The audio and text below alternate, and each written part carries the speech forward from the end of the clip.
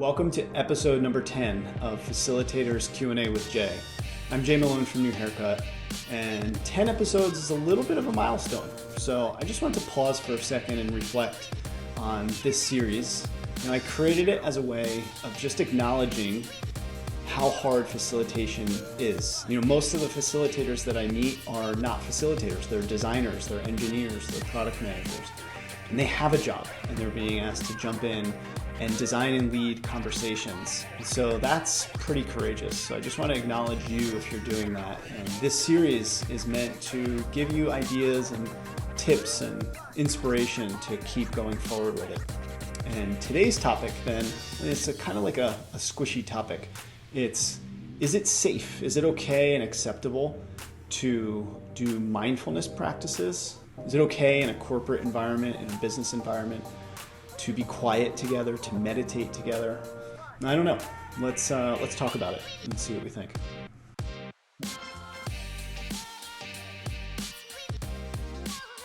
All right, so let me just start off by saying, a couple of years ago, had you told me that I was going to be incorporating mindfulness or meditation nonetheless into any workshop that I was leading, I just said no way. Coming out of the world of corporate America, where I came from the world of Accenture and big enterprise clients, it was always very buttoned up. So anything that went outside of the bounds of the business context and business conversation seemed nuts. It seemed like we were going to be wasting people's time, seemed like antics that had no place in the business world. And I learned that from the same place that you learned it from people that never spent the time to design those conversations, to design the experiences. The main ingredient here is engagement. Team engagement, right? We need everybody in the circle, everybody in the room to engage in the conversation. And how do you do that? You get people to engage by making them feel safe to engage to begin with. And if you're worried about your agenda and your timeline and all the things that you have to get through in the next 30 minutes, then you can expect people to stay pretty much half engaged or disengaged from the conversation. Because what's their reality like? They just got out of 2 or 3 back-to-back-to-back meetings. They're probably thinking about 20 other things other than your workshop. So the really good news is it's a lot easier than it seems. The thing you have to do is just get over your initial fear of doing things differently. And it's going to be okay. People are going to be okay with it. There might be 1 or 2 people in the room that are looking at you sideways and thinking, what are we even doing right now? But I promise you, the other 90% of the people in the room are thinking, thank you. Thank you for letting me just sit quietly for 1 second and collect my thoughts before you shove me down this rabbit hole of new thinking and new ideas. So it's not such a big deal. And if you think you're curious and you want to try to practice some of this stuff yourself, there's really like 3 things that you have to try to do. First, give people a heads up. Just let them know, hey, these are things that I've observed and been a part of in other meetings and workshops, and I'd like to do it a little bit differently. I know we're all busy. I know we're all stressed out. I thought it would just be a good idea for us to sit quietly for a second or two and just allow us to kind of like settle in and be ready to have this conversation. Does that sound okay with you? Right. The second thing you can do is invite them into it. Make it their decision if they want to join you.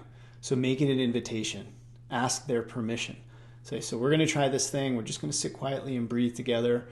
If you feel comfortable doing it, I'd love for you to do it with me.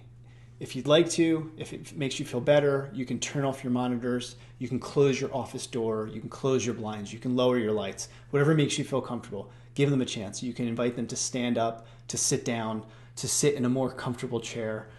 Give them a chance to decide if this is something they want to do, and then get comfortable doing it and make it an invitation.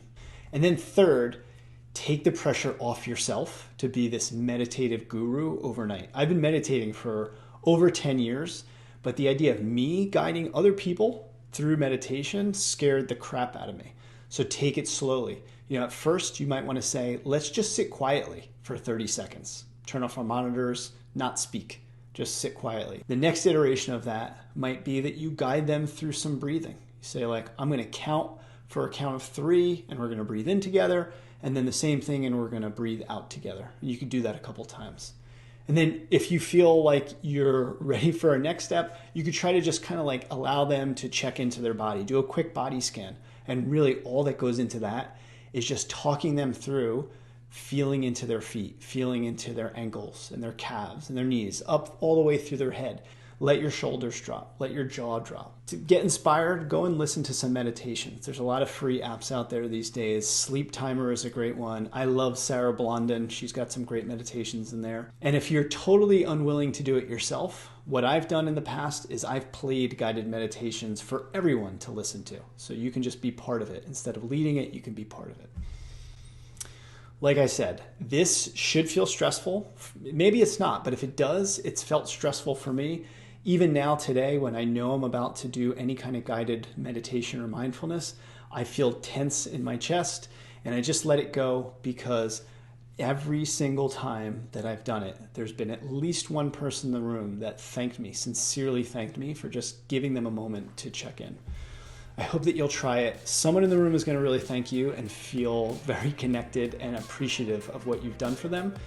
And best case scenario is you're going to get people to really kind of drop their walls and really engage and lean into the conversation, which might just unlock some big, bold conversations and big ideas. I hope you try it. Give it a shot. And stick around. In a couple weeks from now, I'm going to start to invite guests to come and talk with me about their experience of being facilitators, design leaders, design thinkers, all these good things. Stick around and come back and join us for those sessions. It's going to be fun. Until then, hope you've enjoyed these, and I'll see you soon. Take care.